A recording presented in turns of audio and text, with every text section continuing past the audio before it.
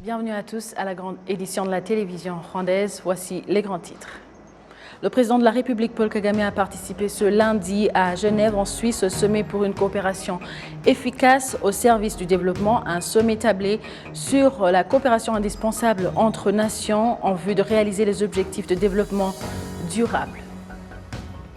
Au sommaire également, nous vous parlerons de la situation actuelle des réfugiés congolais vivant au camp Kigeme au sud du Rwanda.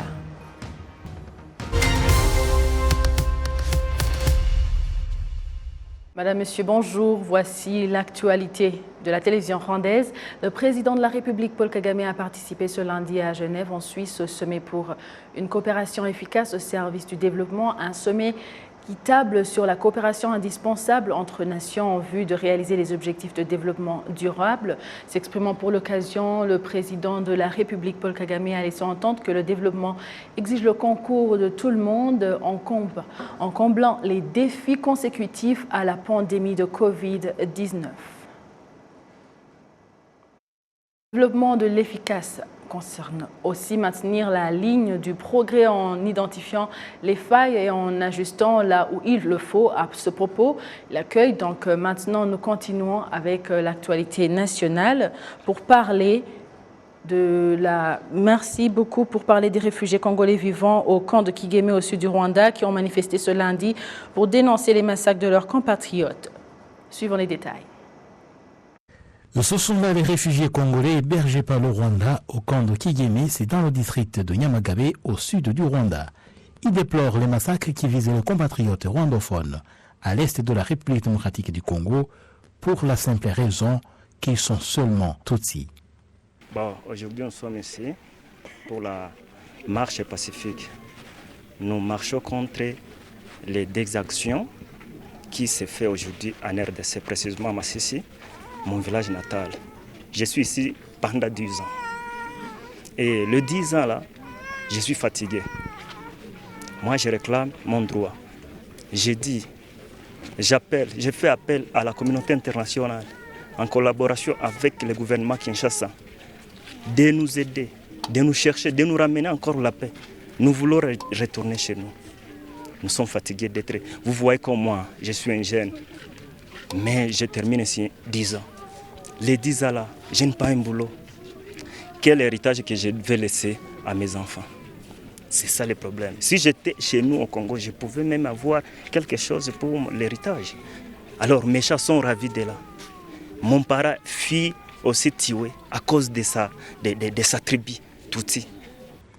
Ces réfugiés estiment que les forces armées de la République démocratique du Congo, qui travaillent étroitement avec les groupes armés dont le groupe terroriste des FDLR, continuent d'être à l'origine de l'insécurité continue à l'est de la RDC.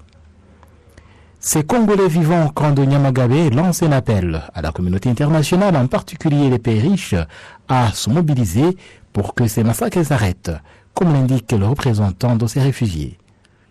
Nous demandons notre gouvernement congolais de mettre un pacte à propos de gens qui restent ici au camp. Tout d'abord de chercher la paix urgemment et ne pas rester silencieusement voir la tuerie qui se fait aux gens qui parlent le Kinyarwanda, surtout les Tutsis, qu'ils stoppent cette tuerie. Ça c'est un. De deux, qu'ils cherchent la paix quotidienne pourvu que nous regagnions notre mérier. Puisque la solution des réfugiés, d'être réfugiés, c'est rentrer, c'est regagner les milliers. Les pays puissants pourraient mettre les efforts de nous chercher la paix dans notre pays et nous rentrons. Il sait comment, historiquement, ça a été passé jusqu'à aujourd'hui. Il y a nos homologues qui restent dans d'autres camps.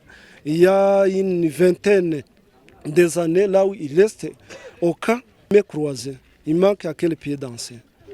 Voilà, maintenant nous sommes tristes de lancer ce message au niveau national et international, au niveau régional, dans notre pays, pourvu que nous voulons la paix, nous voulons que cette tuerie stoppe. Le camp de Kigeme héberge à lui seul plus de 15 000 Congolais qui viennent de passer plus de 20 ans au Rwanda. Les réfugiés des autres camps comptent également manifester leur indignation avec le souci d'alerter la communauté internationale contre les atrocités dont leurs compatriotes sont la cible à l'est de la République démocratique du Congo. Les membres de 2 chambres du Parlement du Rwanda ont élu ce lundi 9 parlementaires qui vont représenter le Rwanda à l'Assemblée législative de la communauté est-africaine et là pour un mandat de 5 ans. Kassim Youssouf nous fait le point. Tous les candidats étaient au nombre de 24, à savoir 9 en provenance des catégories de personnes en situation de handicap, des femmes et des jeunes, et 15 autres désignés par les organisations politiques déjà représentées au Parlement rwandais. Le mandat des parlementaires à l'Assemblée législative de la communauté est-africaine arrivera à terme à la fin de ce mois de décembre. Les candidats des partis politiques PDD, FPR, Ingotani et le Parti libéral PL agréé au Rwanda ont remporté les 6 places en lice et vont représenter le Rwanda à l'Assemblée législative de la communauté est-africaine EALA. Il s'agit pour le PSD de Musangabatkware Clément et Nyiramana Aïcha pour le FPR Ingotani, Fatouma Nyirakobwa Ndangiza, Kayonga Caroline Rwivanga et Arebamungu Mathias, et pour le PL Rutazana Francine.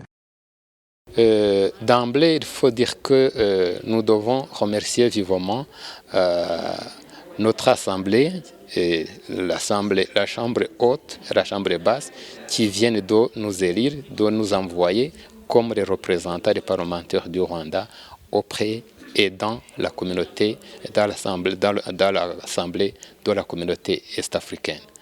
De deux, nous devons reconnaître que nous devons remercier absolument et les organes, les institutions qui nous ont envoyés, qui nous ont élus et envoyés d'abord comme candidats. On ne pouvait rien et on ne pourra rien faire sans eux. Et nous devons ainsi donc travailler de concert comme une équipe, travailler en se basant et en se conformant aux conseils qui nous seront prodigués par nos organes, nos institutions respectives, qui nous ont envoyés surtout, et savoir que nous devons travailler comme une équipe, en tant qu'équipe, avec nos collègues, nos confrères et sœurs des pays qui forment la communauté est-africaine. Nous devons avoir un point de mire comme notre point de tir. Nous devons absolument faire en sorte que l'EALA, l'Assemblée de la communauté est-africaine, puisse aider la communauté est-africaine d'atteindre ses objectifs déjà fixés. Et surtout, en focalisant surtout sur quoi? Justement, bien entendu, c'est les lois qui doivent être votées.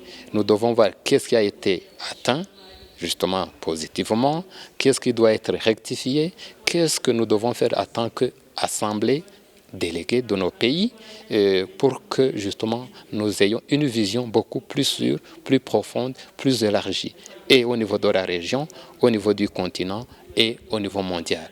C'est la mission qui nous est confiée et nous allons absolument recevoir aussi d'autres directives, d'autres conseils de nos organes respectifs qui vont justement nous orienter sur ce que nous devons faire. La joie est immense, la force est là, la volonté nous l'avons, nous avons le soutien de notre pays, le soutien de notre président et donc notre devoir, notre mission, c'est de porter le flambeau du Rwanda.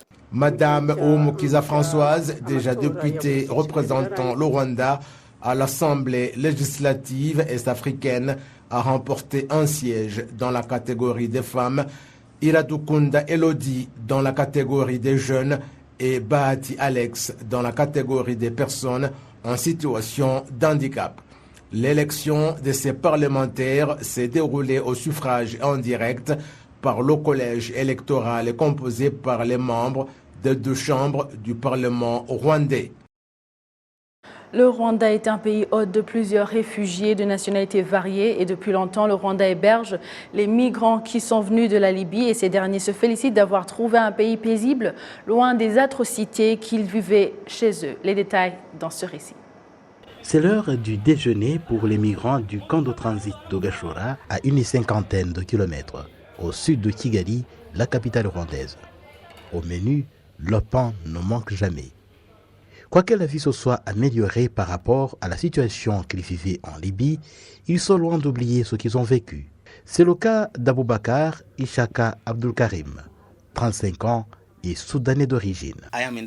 Moi j'habitais au Darfour.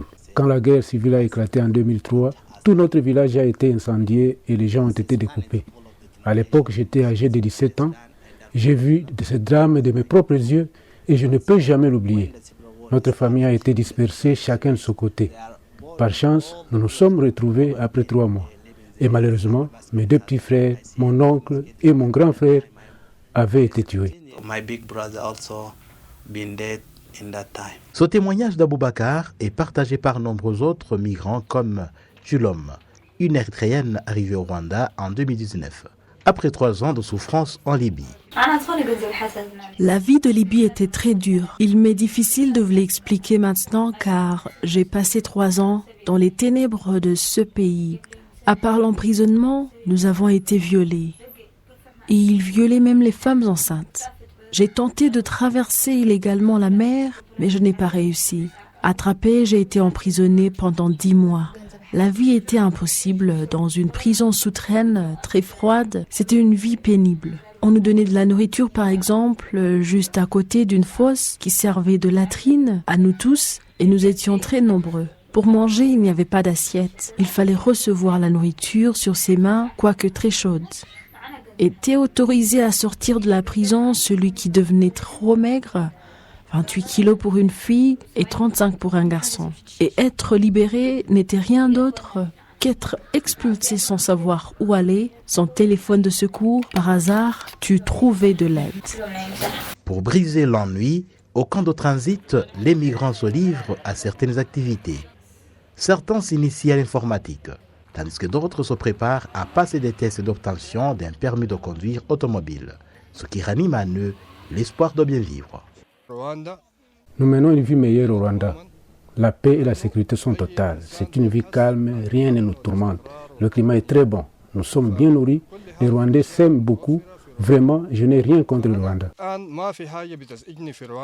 Pour Marie-Solange Kaïsile, la ministre rwandaise ayant des réfugiés dans ses attributions, le Rwanda continuera de donner sa contribution jusqu'à ce qu'une issue définitive au problème des migrants soit trouvée.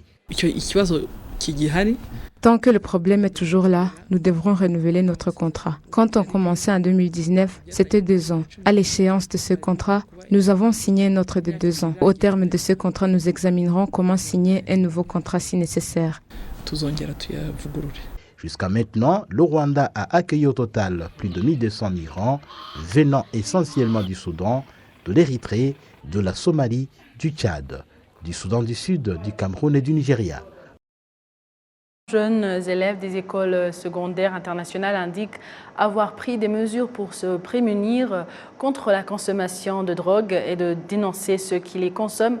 Indication faite après l'activité de sensibilisation qui a rassemblé ces jeunes, la police nationale et le ministère de la Jeunesse et de la Culture en vue de sensibiliser ces jeunes d'éviter la consommation de drogue. Kassim Youssouf nous fait le point. Plus de 200 élèves d'écoles secondaires internationales opérant dans la ville de Kigali ont répondu présents à cette activité de sensibilisation.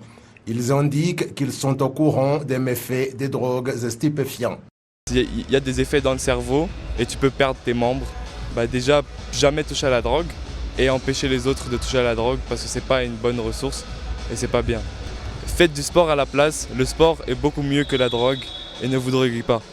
On peut aider d'autres jeunes qui ne se rendent pas compte de l'impact négatif de la drogue.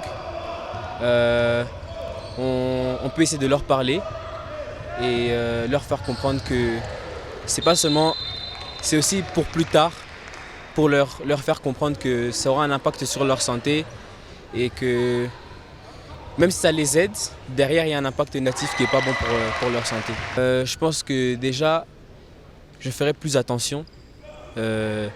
Même avec mes amis, on essaiera de parler à d'autres jeunes et faire passer le message. La police nationale a exhorté ces jeunes à ne pas s'inquiéter, mais à dénoncer ce qui s'adonne à la consommation de drogue.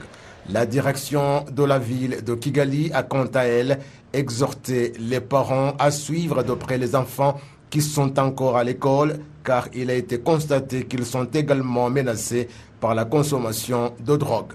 Cette activité de sensibilisation a rassemblé Environ 200 élèves de 12 écoles qui ont participé à un tournoi de basketball.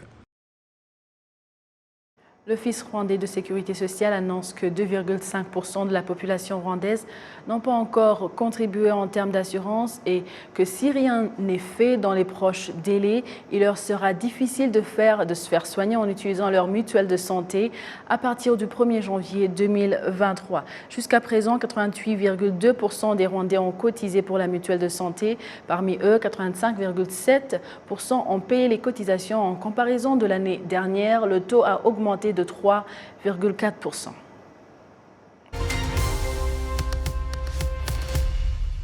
Merci à vous tous qui étiez au rendez-vous de la grande édition de la télévision rwandaise. Au nom de toute l'équipe qui a réalisé cette édition, je vous souhaite de passer une bonne suite du programme de la télévision rwandaise. Vous étiez avec Amandine Dikouma-Sabo. À la prochaine et d'ici là, portez-vous bien.